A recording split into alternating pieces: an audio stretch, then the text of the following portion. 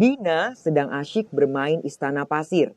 Ia membuat istana pasir yang indah. Bangunannya terdiri dari bangun tabung dan bangun kerucut. Dina mengambil pasir dari cetakan kerucut yang ia miliki. Kemudian mengisikannya ke dalam cetakan tabung. Ia mengambil lagi pasir dari cetakan kerucut, kemudian mengisikannya lagi ke dalam cetakan tabung sampai tabung tersebut penuh dengan pasir. Dengan sepenuh hati Dina membangun istana pasirnya. Dan istana itu pun berubah menjadi kenyataan. Dina menjadi seorang putri yang cantik di istana tersebut. Namun tidak lama kemudian gelombang tsunami datang dan menghancurkan istana tersebut. Dina, bangun dek. Duh, kamu ngompol lagi ya.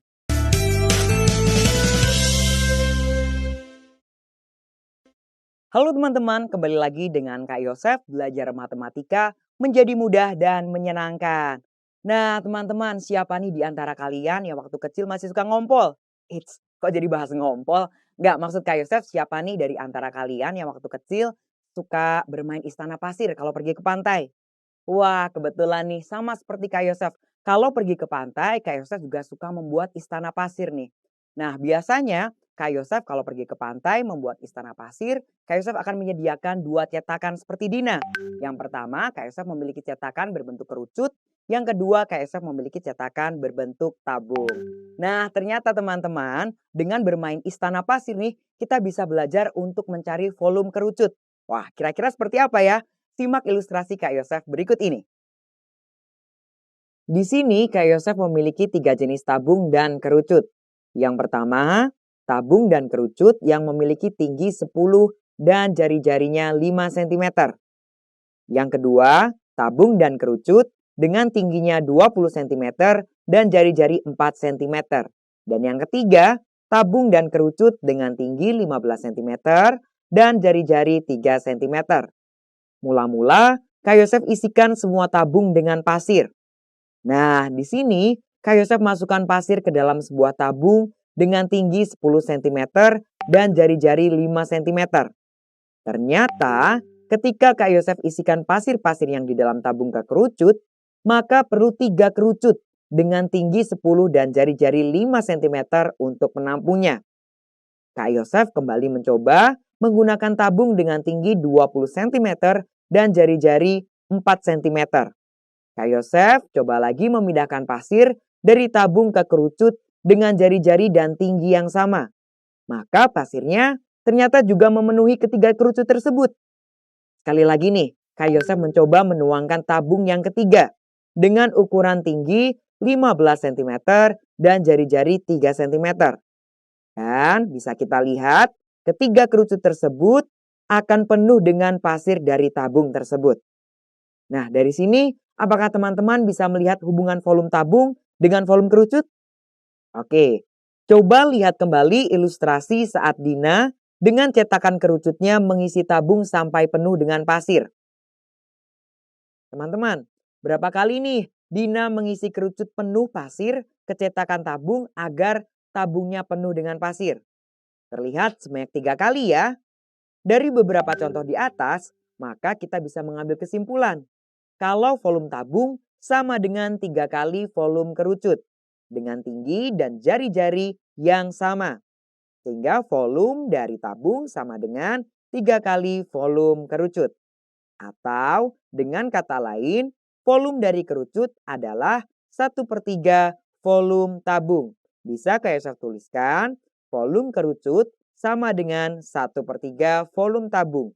Sama dengan 1/3 pi R kuadrat T. Nah teman-teman, hal tersebut sejalan ya dengan pengertian dari kerucut. Kerucut merupakan limas dengan alas berbentuk lingkaran. Kita tahu bahwa rumus luas suatu limas adalah 1/3 luas alas dikali tinggi. Nah, karena kerucut memiliki alas berbentuk lingkaran, maka rumusnya menjadi volume limas sama dengan 1/3 luas alas dikali tinggi. Sama dengan 1/3 luas lingkaran dikali tinggi. Sama dengan 1/3 pi R kuadrat dikali T.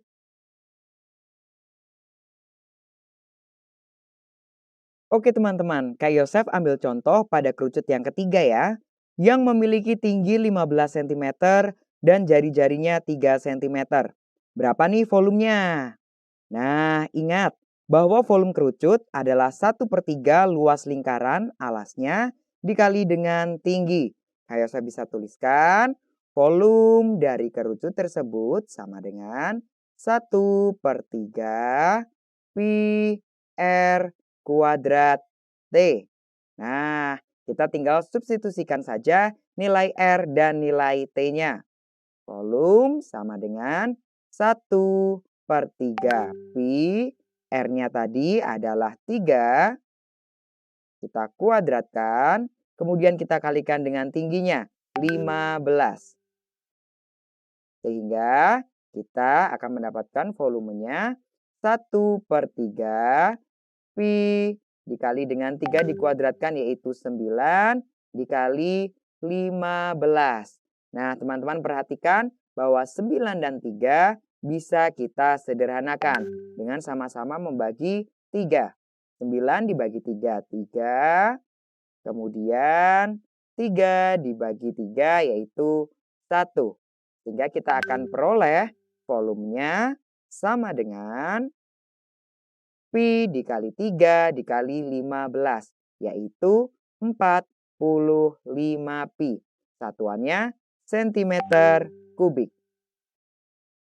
Nah, berikutnya Kak Yosef memiliki sebuah kerucut dengan panjang garis pelukisnya adalah 20 cm dan diameternya adalah 24 cm. Berapakah volume dari kerucut tersebut? Apakah A 678 cm kubik atau B 768 cm kubik? Silahkan teman-teman jawab terlebih dahulu. Nah, sudah ketemu jawabannya? Mari kita cek apakah jawaban teman-teman sama dengan jawaban dari Kak Yosef. Pertama-tama Kak Yosef akan tuliskan informasi yang diketahui. Kak Yosef tulis ya. Yang diketahui dari soal informasinya adalah pertama garis pelukis. Kak Yosef sambungkan dengan S ya. Panjangnya yaitu 20 cm. Kemudian kita juga mengetahui diameter dari kerucutnya yaitu 24 cm. Nah teman-teman, kalau diameternya sama dengan 24 cm, maka jari-jarinya berapa? Setengah dari diameter itu, yaitu setengah dari 24, sama dengan 12 cm. Nah, yang ditanya tadi adalah volume dari kerucut. Volume kerucut. Nah, teman-teman masih ingat dong ya, volume kerucut.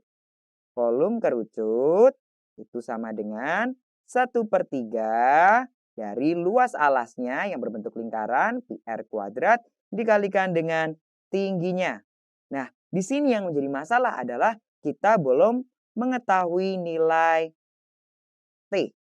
Untuk itu kita harus mencari nilai T. Dari mana kita bisa mencari nilai T? Teman-teman bisa lihat dari gambar di samping bahwa R, S, dan T membentuk segitiga siku-siku. Sehingga berlaku prinsip Pitagoras. Sehingga untuk mencari nilai T kita bisa gunakan prinsip Pitagoras. Oke, KSF akan cari nilai T ya.